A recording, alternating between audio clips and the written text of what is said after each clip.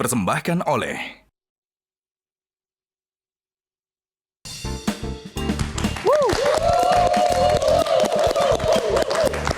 Selamat malam Aumania. Selamat datang lagi di Midnight Live. Apa kabar penonton? Baik. Sehat semuanya? Alhamdulillah. Malam ini ngantuk banget gue. Padahal udah bikin kopi tadi. Cuma emang belum diminum aja. Ada juga kopi yang bikin bingung. Apa tuh? Kau pikir aja sendiri. Langsung aja kita mulai, inilah Midnight Live.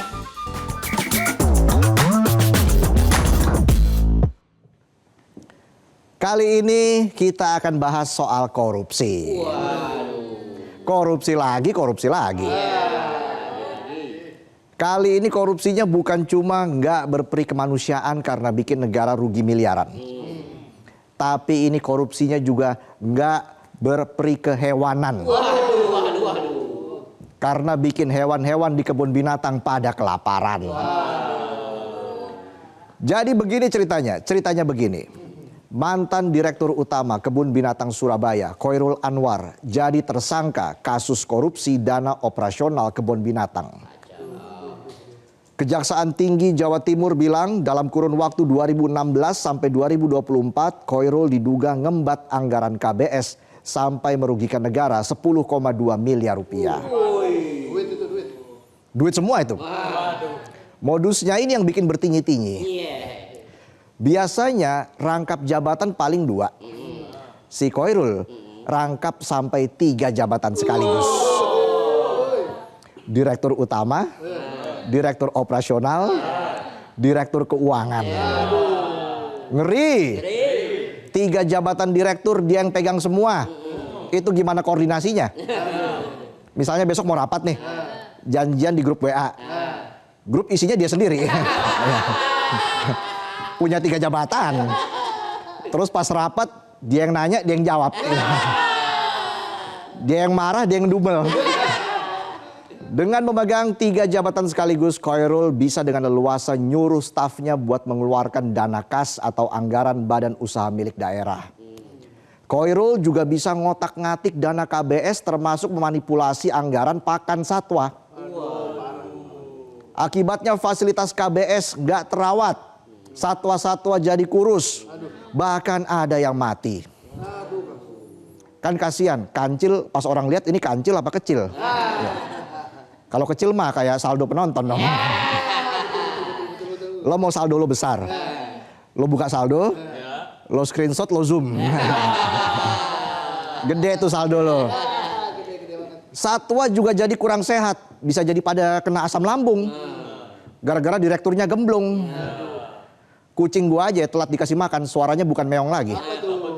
Suaranya meh doang. Ongnya nggak ada.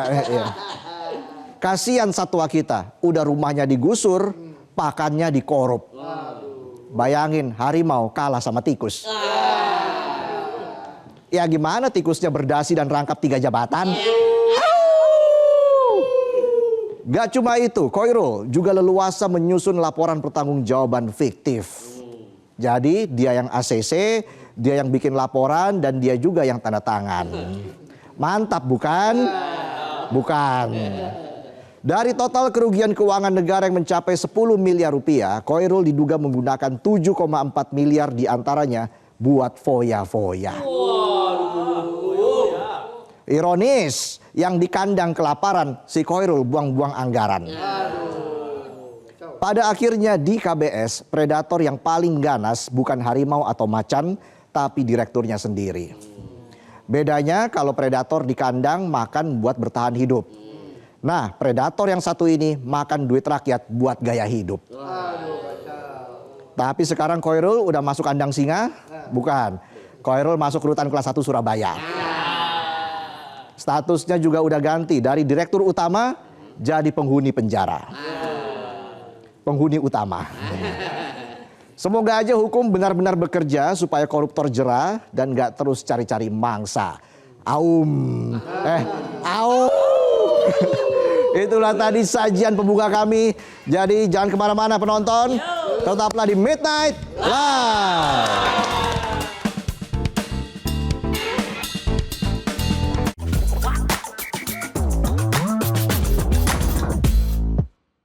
Dipersembahkan oleh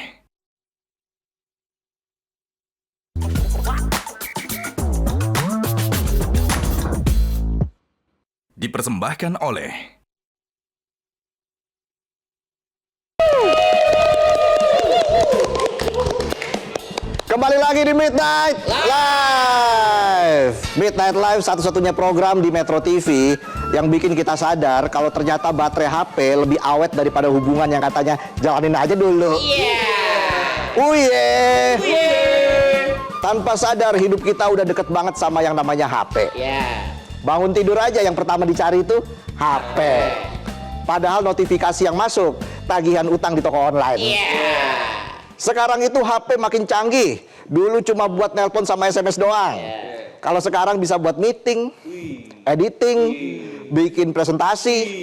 Ada fitur AI juga.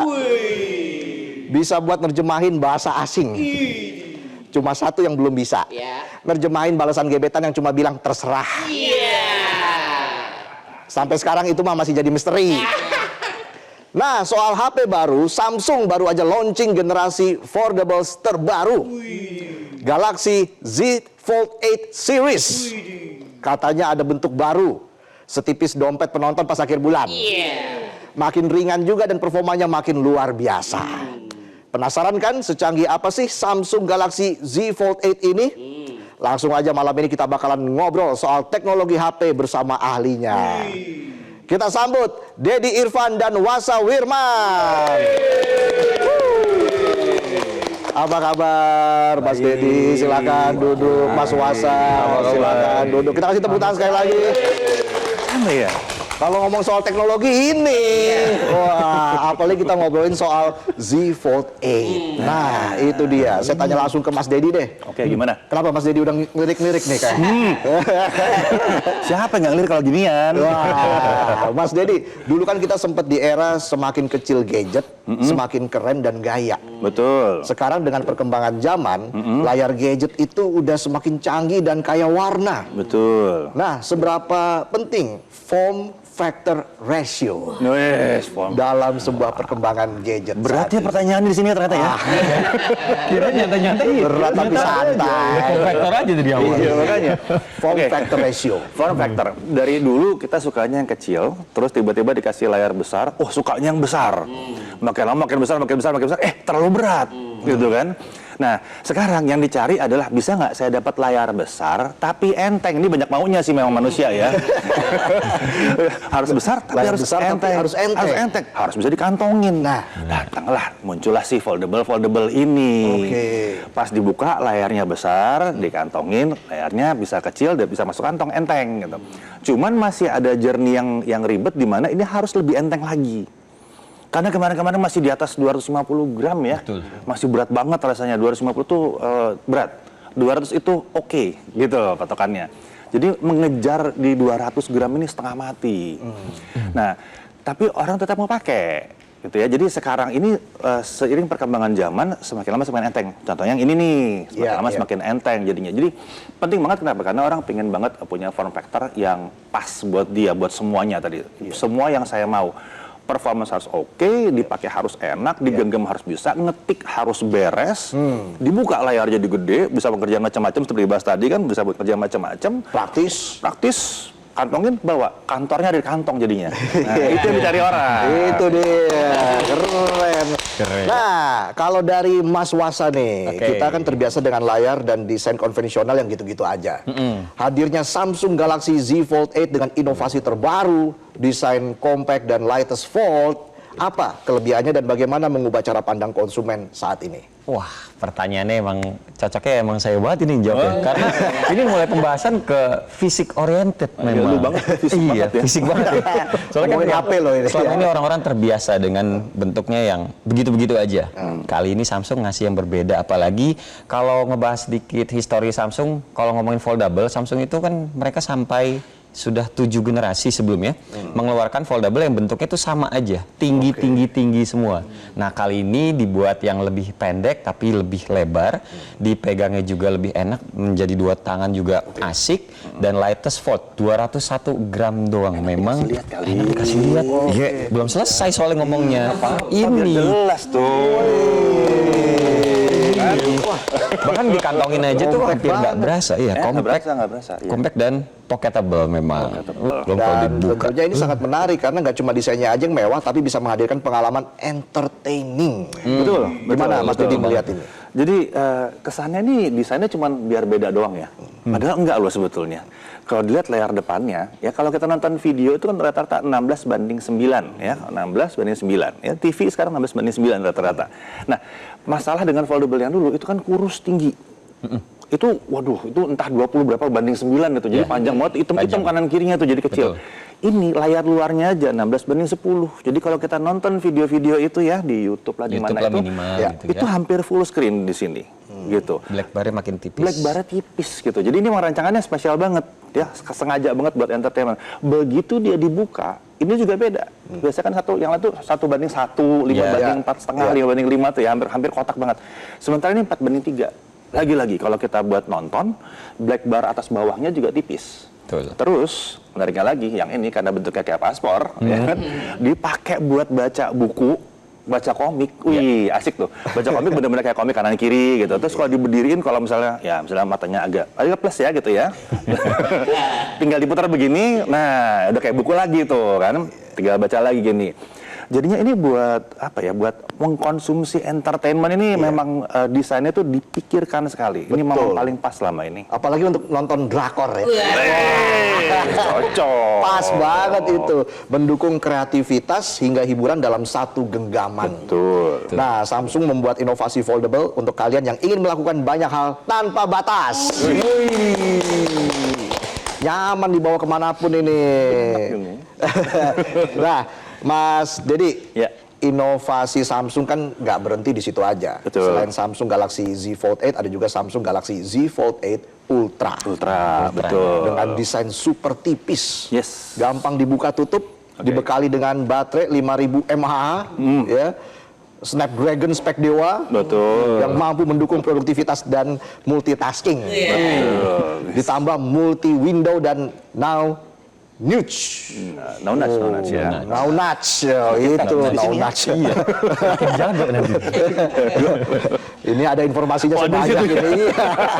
No notch yang disematkan dalam Galaxy Z Fold 8 Ultra. Nah, bagaimana nih Mas Dedi melihat hal ini? Apakah sudah bisa menjadi pertimbangan konsumen? Oke, berbeda dengan Z Fold 8 yang cenderung lebih entertainment. Tadi kan desainnya entertainment banget gitu ya.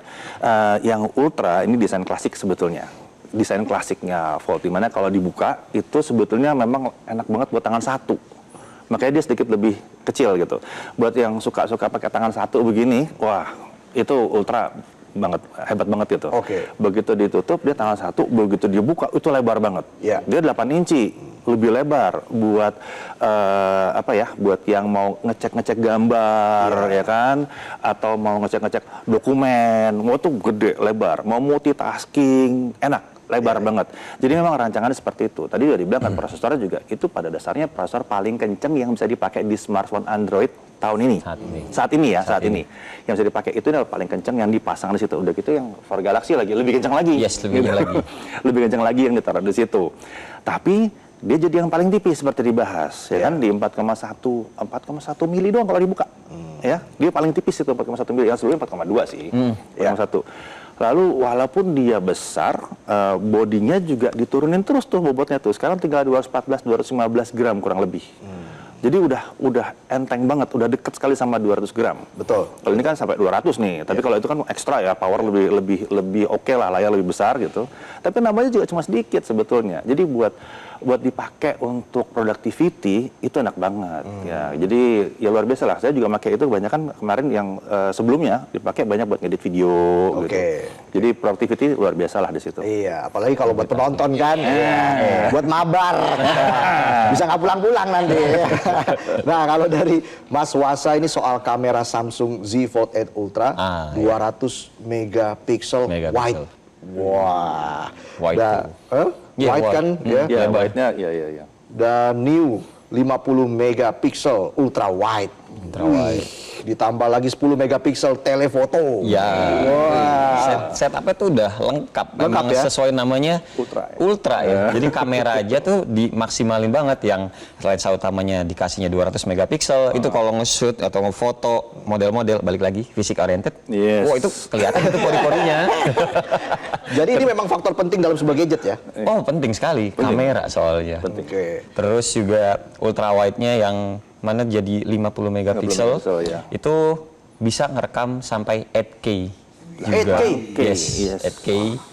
Dan ya itu ada telefoto juga sebagai pelengkap. Jadi ada lensa utama, lensa ultra wide, dan telefoto buat ngezoom. Balik lagi kalau misalnya ada yang mungkin nggak kelihatan kurang jauh, nah itu bisa dipakai juga. Tapi sejatinya nggak kayak gitu. Enggak kan situ yang benar sih. saya hanya nyambung gitu. Terus dukungan juga dengan lensa depannya, dia juga kan kita dikasihnya 2 tuh, bagian di cover sama bagian yang di dalamnya. Itu juga resolusinya sama. Ya intinya pelengkap yang sangat baik dan sangat ultra sekali. Makanya itu juga yang menjadi pembeda antara Z Fold 8 dengan Z Fold 8 Ultra. Oke. Kalau yang 8 kan lensa belakangnya 2. Nah kalau yang Ultra itu ada 3. Jadi dari fisik, balik lagi fisik oriented Itu dia. Komplit semuanya. Itu. Terakhir nih ya. Ya. Di tengah fluktuasi global dan harga produksi naik. Ya. Dari obrolan kita tadi soal Samsung Galaxy Z Fold 8 series. Ya. Sepadan nggak sih menurut Mas Wasa, bahasa Inggrisnya tuh worth it nggak sih? Bisa jelasin apa sebenarnya yang membuat value sebuah gadget Baik. sebanding dengan harga yang dibayar oleh konsumen? Oke, kalau kita ngomongin perkembangan gadget itu sebenarnya selain adu kencang-kencangan atau kuat-kuatan sisi hardware, sebenarnya kita juga harus memperhatikan sisi softwarenya. Karena gimana pun hardware segede apapun, kayak maksudnya gede tuh megapiksel tadi 200 megapiksel, terus juga RAM mungkin 12 giga, 16 giga, itu gede-gede semua. Tapi kalau tidak dibarengin sama software yang mumpuni untuk menjalankan secara smooth, itu hardware-nya percuma juga. Nah di sini kalau saya pribadi ngelihatnya Samsung itu balik lagi sebenarnya worth it tidak worth it itu balik ke diri sendiri. Cuma kalau menurut saya pribadi emang Samsung itu sangat-sangat worth it dengan apa yang sudah dikasih dengan oleh Samsung dan apa yang sudah kita bayarkan sebagai konsumen. Oke. Karena dengan kita ngomongin software secara simpelnya aja deh, kita bayar value sebuah produk itu lumayan tinggi, kita dikasihnya juga dengan jaminan minimal update-nya itu tinggi banget Samsung. Kalau kita ngomongin Z Fold ini berarti kan ngomongin flagshipnya Samsung. Ini sampai saat ini satu-satunya Android yang berani ngasih update software itu 7 tahun yang dijual di Indonesia. Dan mulai dari 17. Dan mulai dari 17. Ya, jadi nanti dari pertama nih. Dari teman-teman yang atau kawan-kawan semua di sini yang membeli Samsung Galaxy Z Fold 8 Ultra ataupun Z Fold 8 ataupun seriesnya pokoknya tahun ini, dari bawaan lahir itu kita udah langsung dapatnya Android 17. Which is Android yang lain itu belum ada. Jadi Samsung dulu. Gitu ya, Mas Dedi. Singkat saja terakhir. Ya, peningkatan yang sekarang dikasih sama Samsung ada Fold 8 segini, bikin opsi semua orang jadi lebih terbuka gitu ya. Ya, yang pastinya ini sangat menarik sekali sih yang Fold 8-nya ya. Tapi mesti lihat ada satu lagi tadi yang menarik adalah baterai. Tahun ini akhirnya Samsung pakai baterai baru. Baterai silikon karbon yang ditunggu-tunggu. Oke. Setelah riset sekian lama, dia nggak mau kasih buru-buru, dia kasih setelah matang, sekarang dia pasang di sini. Itu sebabnya yang Z Fold Ultra bisa pakai 5.000 mAh, sementara ini pakai 4.800 gitu kan. Wow. Tapi bobotnya turun lebih enteng. Jadi baterai lebih besar, bobotnya lebih turun. Jadi peningkatan tahun ini benar-benar luar biasa banget. Berarti worth it? Sangat worth it. Oke. Terima kasih loh Mas Dedi, Mas Wasa sudah mampir di Midnight Live. Kita banyak dapat insight ya, ilmu baru apalagi soal Galaxy Z Fold 8. Nah, buat pemirsa di rumah, kalian berkesempatan dapetin Samsung Galaxy Z Flip 8 ini karena Samsung bakalan kasih HP gratis buat kalian. Caranya gampang banget, kalian cukup bikin konten sekreatif mungkin, terus cari di Google pertanyaan ini. Berapa ukuran layar depan Galaxy Z Fold 8? Upload video kreatif kalian dan pantau terus Instagram Metro TV buat ngelihat syarat dan ketentuannya. Ditunggu ya.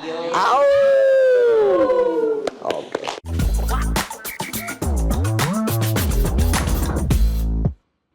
dipersembahkan oleh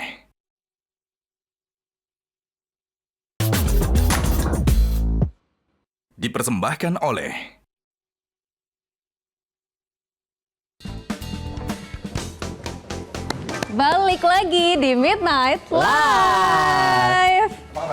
Sehat, Cat. Baik, Pak. Baik ya. Takut Oke, banget. makasih ya. Gantian dong. Kan Kan juga- ada pengawasnya takut Iya, kita juga mau masuk TV kali. Gantian. Tadi kan situ udah bahas soal teknologi nih. Kali ini kita bahas apa? Tentang Midnight Update tentunya. Oh gitu, ada apa aja sih di Midnight Update? Inilah Midnight Update. Oke, nah di Midnight Update kita punya berbagai informasi menarik. apa aja tuh? Ada informasi tentang kereta api, ada Ada apa? informasi tentang sayembara. Wah. Yang pertama mau Otong dulu nggak yang Boleh. bacain? Otong dulu bacain, ada informasi apa pertama Jadi nih? kali ini ada yang viral di media sosial.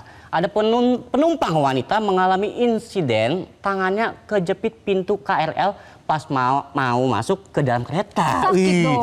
Sakit banget, udah desek-desekan ya. Untungnya bukan hati yang kejepit mantan ya. Kalau itu biasanya lepasnya bisa lama itu. Benar. Nah, tapi yang satu ini beneran serius nih.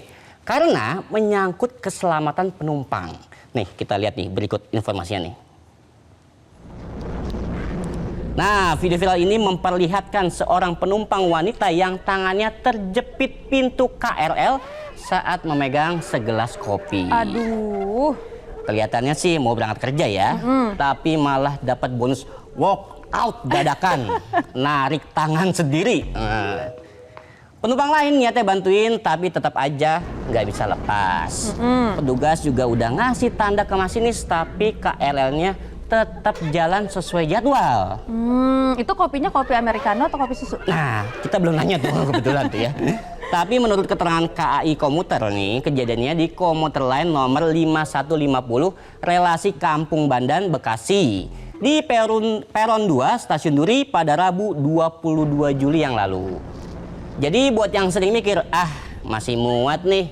Ingat ya, KRL itu bukan mantan yang bisa ditahan agar nggak pergi. Kalau pintunya udah nutup, ya tunggu kereta berikutnya lah ya. Benar. Lebih nyaman dan yang paling penting tangan tetap lengkap sampai tujuan. Gitu sih. Oh gitu, tapi kasihan banget ya Iya. tangan kejepit pintu Mau KRL. kerja padahal ya. Hati aku masih kejepit kamu. Enggak Jangan. ya? Aku udah punya istri. Oh iya benar, sorry. Tapi ini berbahaya banget dan ini harus jadi pelajaran juga Yes, buat benar. Aumania. Kalau udah desek-desekan, jangan masuk Iya, dong. iya. Tunggu kereta selanjutnya. Kita juga punya informasi lain. Kalau tadi soal kereta, kali ini soal pemilik kos. Karena saat ini pemilik kos ini bukan cuma harus pasang CCTV buat awasin tamu nih, Tong. Waduh. Tapi harus pasang GPS di sepatu. Waduh, kenapa ini masalah Karena sepatu nih? sepatunya sering hilang. Karena di Jakarta Selatan nih ada juru parkir yang bukannya nunjukin tempat parkir, tapi malah markirin sepatu orang di pasar loak. Ada aja. Ini ada informasinya aja. nih. Ada seorang juru parkir berinisial H berusia 49 tahun ditangkap polisi setelah diduga mencuri puluhan pasang sepatu dari sejumlah indekos di kawasan Kebayoran Baru, Jakarta Selatan. Unik yang ditong, pelaku mengaku sengaja menyasar indekos yang banyak dihuni perempuan. Modusnya mengambil sepatu yang diletakkan di depan kamar. Nah, jadi kayak lagi belanja online nih, tinggal pilih A, B, C, terus masukin tote bag, check out deh. Aduh. Nah, kasus ini terbongkar setelah salah satu penghuni kos melaporkan kehilangan sepatunya melalui hotline 110.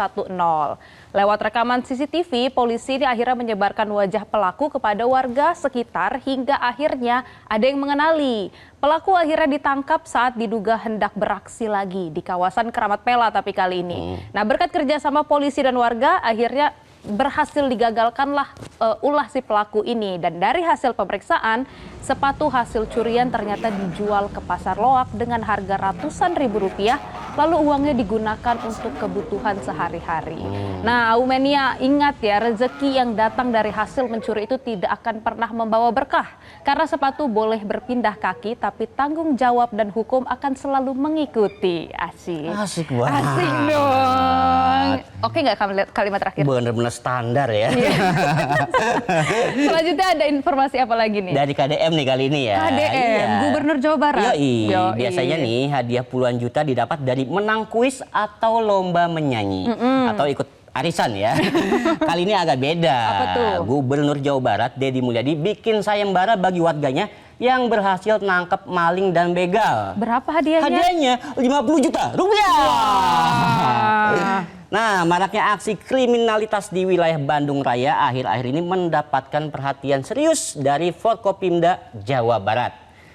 Untuk menekan angka kejahatan, sinergi TNI dan Polri akan ditingkatkan melalui patroli malam di titik-titik rawan aksi begal.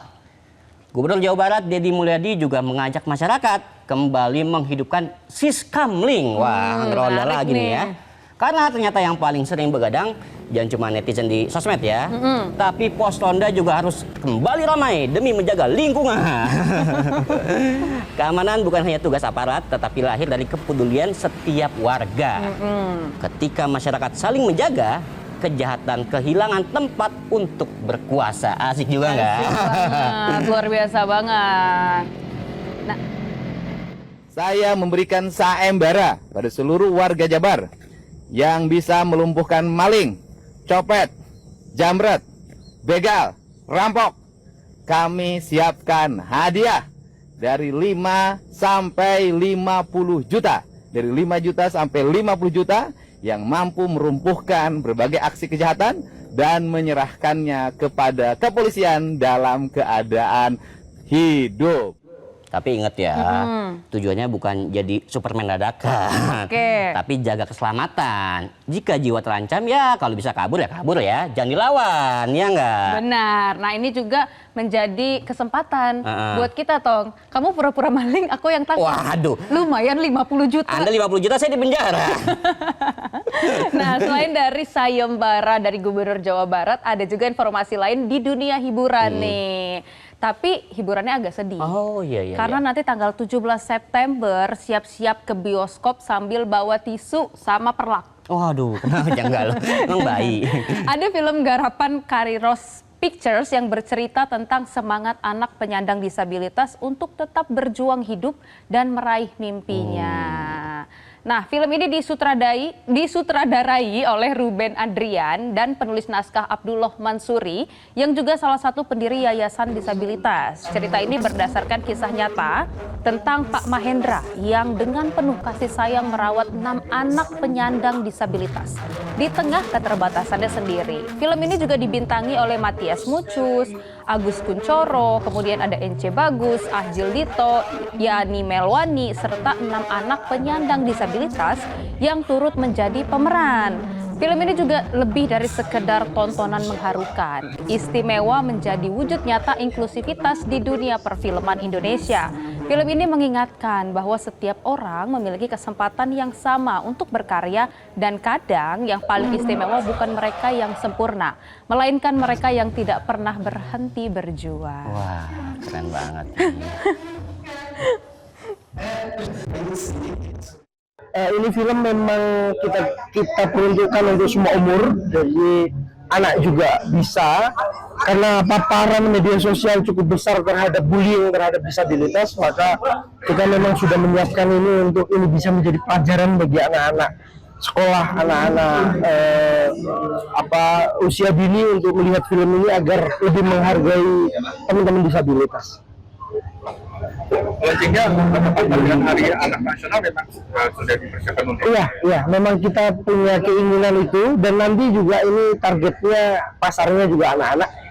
Tidak hanya launchingnya di pas saat menjadi pembelajaran Hari Anak Nasional, tetapi juga kami berharap nanti filmnya bisa menjadi film yang menginspirasi banyak anak-anak untuk berjuang.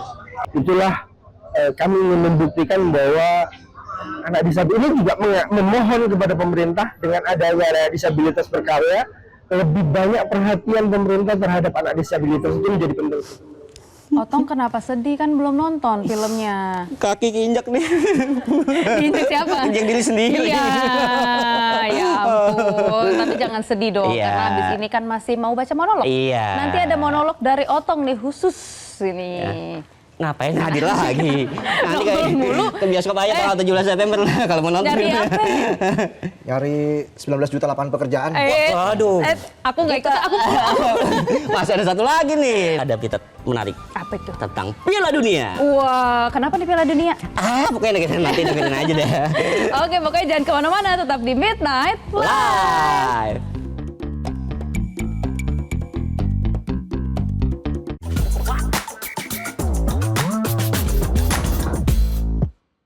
Dipersembahkan oleh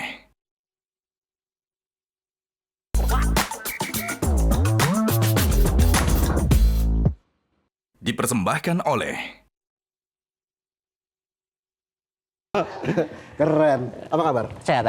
Kemana aja nih? Jadi apa? Nyari jabatan? Ketemu nggak jabatannya? Belum nih. Nyari gaji.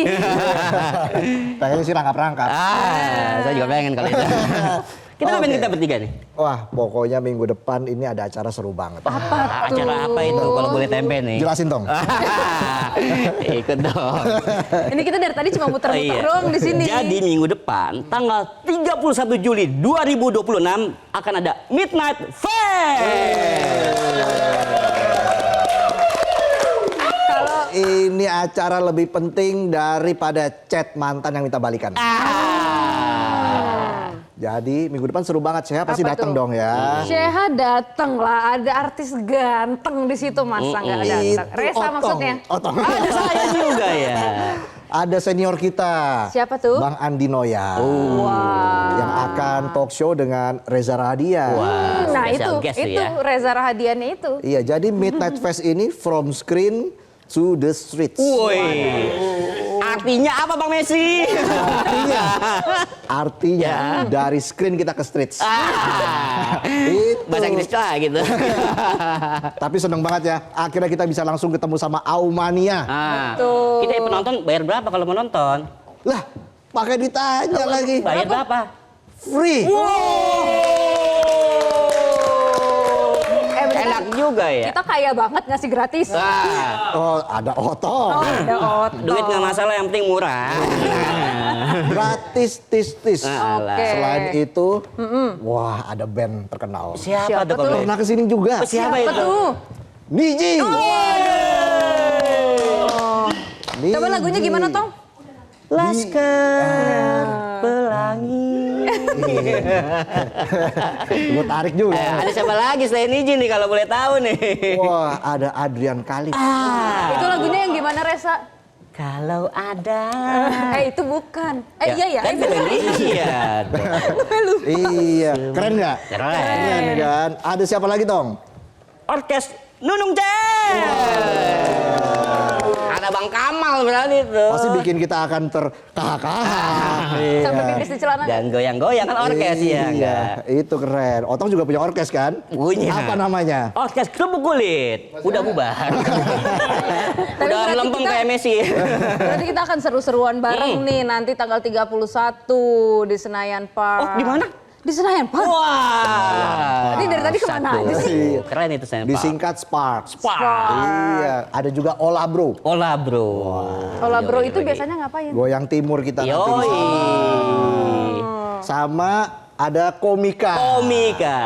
Ada Kicuy. Dan juga Putra Patinama. Wah, banyak lah pokoknya. Banyak pokoknya. Pokoknya banyak. Kita sebutin satu-satu nggak cukup sampai jam 12 ini.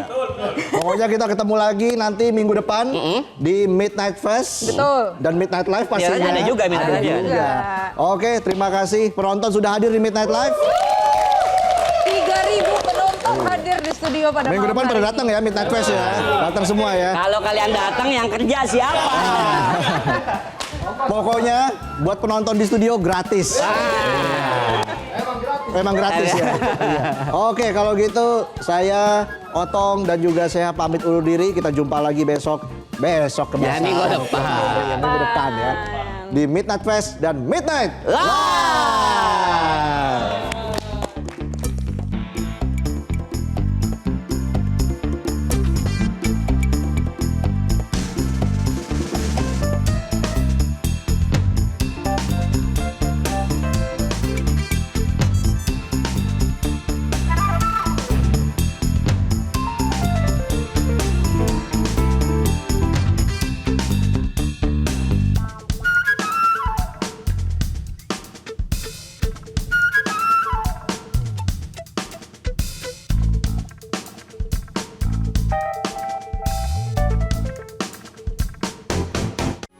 Metro TV.